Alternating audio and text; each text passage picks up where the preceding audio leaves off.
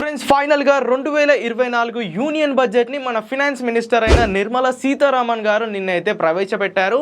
So ఈ వీడియోలో మనం ఈ యూనియన్ బడ్జెట్ లో మనకు ఉపయోగాలు ఏంటి, ఎలక్ట్రిక్ వెహికల్స్ యొక్క రేట్లు ఏమైనా తగ్గుతాయా లేదా, అసలు ఈ యూనియన్ బడ్జెట్ యొక్క హైలైట్స్ ఏంటో మనమైతే మాట్లాడుకుందాము. సో వీడియోలోకి వెళ్ళబోయే ముందు నా పేరు ఆదిత్య అండ్ ఈవీ తెలుగుకి స్వాగతం. ఫ్రెండ్స్ నిర్మలా సీతారామన్ గారు ప్రవేశపెట్టింది ఒక ఇంట్రిమ్ బడ్జెట్ అన్నమాట, అంటే మధ్యంతర బడ్జెట్. ఇంకో 3 నెలల్లో మనకి లోక్సభ ఎలక్షన్స్ అనేవి ఉన్నాయి. సో లోక్సభ ఎలక్షన్స్ అయ్యాక కొత్త గవర్నమెంట్ ఫామ్ అయ్యాక మనకి ఫుల్ బడ్జెట్ అనేది వస్తుంది. నిన్న ప్రవేశపెట్టిన బడ్జెట్ అనేది కేవలం ఈ 3 to 4 monthsకే అప్లికేబుల్ అవుతుంది. దాని తర్వాత మనం ఫుల్ ఫ్లెడ్జ్డ్ బడ్జెట్ని అయితే ఎక్స్పెక్ట్ చేయొచ్చు. సో ఈ బడ్జెట్లోని హైలైట్స్ గురించి మాట్లాడుకునే ముందు అసలు ఈ బడ్జెట్ ప్రవేశపెట్టకన్నా ముందు ఎలక్ట్రిక్ వెహికల్స్ ఇండస్ట్రీ ఈ బడ్జెట్ నుండి ఏం కోరుకుందో, మనం ఏం ఎక్స్పెక్ట్ చేసామో చూద్దాము. సో ఫస్ట్ మనం ఎక్స్పెక్ట్ చేసింది ఫేమ్ 3 సబ్సిడీ యొక్క డీటెయిల్స్. ఫేమ్ 2 సబ్సిడీ అనేది ఈ ఏప్రిల్ 31వ తారీఖున అయితే ఎండ్ అయిపోతుంది. ఫేమ్ 2 సబ్సిడీ అనేది 2019 మార్చ్లోనైతే స్టార్ట్ అయింది. సో అది ఈ 2024 మార్చ్ 31st అయితే ఎండ్ అయిపోతుంది. దాని తర్వాత మనకి ఫేమ్ 2 సబ్సిడీ అనేది ఉండదు, ఎలక్ట్రిక్ వెహికల్ యొక్క రేట్స్ అనేవి పెరుగుతాయి.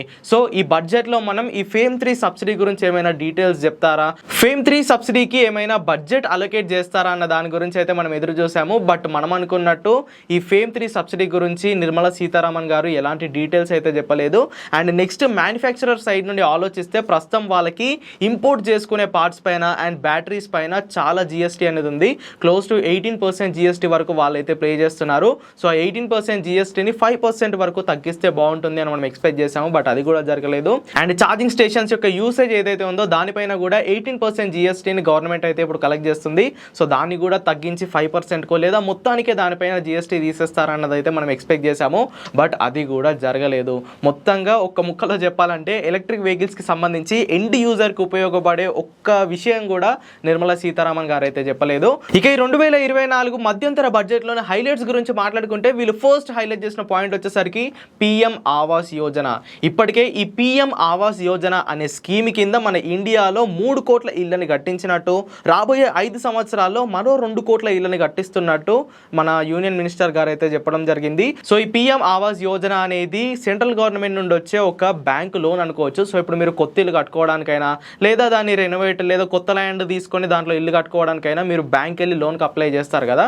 సో దాంట్లోని భాగంగానే పిఎం ఆవాస్ యోజన అనే లోన్ కూడా మీరు అప్లై చేసేస్తే మీరు తీసుకున్న లోన్ నుండి కాస్త సబ్సిడీ అనేది వస్తుంది, అది గవర్నమెంట్ కట్టుకుంటుంది. సో రానున్న 5 సంవత్సరాల్లో మరో 2 కోట్ల ఇల్లు కట్టడానికి వీళ్ళు హెల్ప్ చేస్తామని చెప్పారు.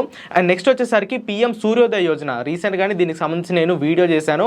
మన ఇండియాలోని 1 కోటి ఇళ్ళకి వీళ్ళు సోలార్ ప్లాన్ అయితే సెటప్ చేయనున్నారు. సో ఈ బడ్జెట్లో దీనికి 10,000 కోట్లు అయితే వీళ్ళు అలాట్ చేయడం జరిగింది. సో ఈ 10,000 కోట్ల సహాయంతో వీళ్ళు ఇండియాలోని 1 కోటి ఇళ్ల పైన సోలార్ ప్యానల్స్ అయితే సెటప్ చేయనున్నారు. ఎవరి ఇళ్ల పైన అయితే ఈ సోలార్ ప్యానల్స్ సెటప్ అవుతాయో వారు నెలకి 300 యూనిట్ల ఫ్రీ కరెంట్ అయితే పొందుతారు. అండ్ ఎక్సెస్ కరెంట్ ని వాళ్ళు లోకల్ పవర్ డిస్ట్రిబ్యూషన్ కి అయితే సప్లై చేసుకోవచ్చు. సో దీని ద్వారా ఒక్క సంవత్సరానికి 15 నుండి 18,000 వరకు ఒక కుటుంబం సేవ్ చేస్తుందని మన నిర్మలా సీతారామన్ గారు అయితే చెప్పడం జరిగింది. అండ్ దీని తర్వాత ఇండియాలోని మిగతా సెక్టర్స్ అయిన హెల్త్ కేర్ కొంచెం, ఇన్ఫ్రాస్ట్రక్చర్ కొంచెం, అగ్రికల్చర్ కొంచెం, హెల్త్ కేర్ కొంచెం, ఎయిర్పోర్ట్స్ కి కొంచెం, సో ఇలా కొంచెం అమౌంట్ కి ఆయా సెక్టార్స్ కి అయితే మన నిర్మలా సీతారామన్ గారు అయితే పంచడం జరిగింది. అండ్ దీని తర్వాత మనం ముఖ్యంగా మాట్లాడుకోవాల్సింది రైల్వేస్ గురించి. వందే భారత్ ట్రైన్స్ అయితే వీళ్ళు చాలా ప్రమోట్ చేస్తున్నారు. ప్రస్తుతం ఉన్న 40 సాదా బోగిలని వందే భారత్ బోగిలుగా మారుస్తామని మన నిర్మలా సీతారామన్ గారు అయితే చెప్పడం జరిగింది. అంటే ప్రస్తుతం ఉన్న 40 జనరల్ బోగీలు, అంటే జనరల్ ట్రైన్స్ ఏవైతే ఉంటాయో వాటిని వందే భారత్గా మారుస్తారు. సో ఇలా మార్చడం ద్వారా ఆ ట్రైన్ యొక్క స్పీడ్ పెరుగుతుంది, దాంట్లోని ఫెసిలిటీస్ మనకైతే పెరుగుతాయి. సో దీని ద్వారా మనకి ట్రాన్స్పోర్టేషన్ ఫెసిలిటీస్ అయితే పెరుగుతాయి అన్నమాట. ఇక లాస్ట్లో ఈవీస్ గురించి మాట్లాడుకుంటే మనం వీడియో స్టార్టింగ్లో మాట్లాడుకున్నట్టు ఫేమ్ 3 సబ్సిడీ గురించి కానీ, ఎలక్ట్రిక్ పార్ట్స్ ఇంపోర్ట్ మీద జిఎస్టీని తగ్గించడం కానీ, ఈవీ ఛార్జింగ్ యూజేజ్ పైన జిఎస్టీ తగ్గించడం కానీ ఇవేవి గవర్నమెంట్ అయితే చేయలేదు.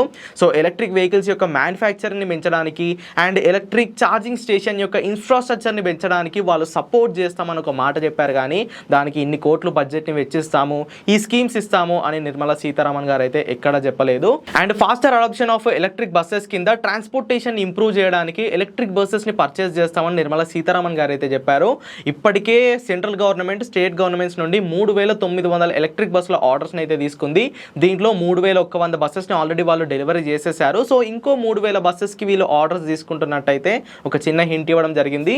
సో ఫ్యూచర్లో స్టేట్ గవర్నమెంట్స్ అన్ని ఎలక్ట్రిక్ బస్సెస్కి అయితే షిఫ్ట్ అవుతాయి. సో దీనికి సెంట్రల్ గవర్నమెంట్ కూడా చాలా బాగా సపోర్ట్ అయితే చేస్తుంది. సో ఈ రెండు న్యూస్లను మినహాయించి ఎలక్ట్రిక్ వెహికల్స్కి సంబంధించి నిర్మలా సీతారామన్ గారు ఎలాంటి ఇన్ఫర్మేషన్ అయితే ఇవ్వలేదు. ఇది ఎలాగో ఇంట్రీమ్ బడ్జెట్ కాబట్టి దీని నుండి మనం ఎక్స్పెక్ట్ చేసినది తప్పే అని చెప్పుకోవాలి. ఎందుకంటే ఇంకొక 4 to 5 months తర్వాత జూలై నెలలో మనకి ఫుల్ ఫ్లెడ్జెడ్ బడ్జెట్ అనేది వస్తుంది. సో ఆ బడ్జెట్లో మనం ఫేమ్ 3 సబ్సిడీకి సంబంధించి ఈ జిఎస్టీ రిడక్షన్కి సంబంధించి చాలా ఇన్ఫర్మేషన్ అండ్ చాలా సపోర్ట్ అయితే గవర్నమెంట్ మనం ఎక్స్పెక్ట్ చేయొచ్చు.